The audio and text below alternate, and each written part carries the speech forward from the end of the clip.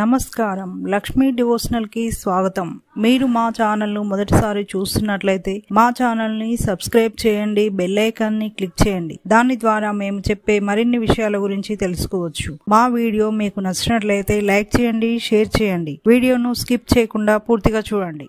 ఓం శ్రీ గణేశాయ నమః. ఓం శ్రీ మాత్రే నమః.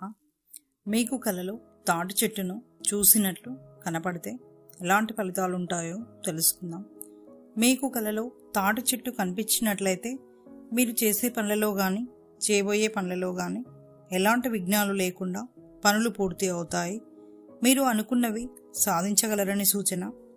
మీకు తోటలోని చెట్టును కానీ ఇంటిలోని చెట్టును కానీ కలలో చూసినట్లు కనపడినట్లయితే మీరు చేసే పనులలో కానీ చేయబోయే పనులలో కానీ చాలా అసంతృప్తి కలుగుతుందని అర్థం.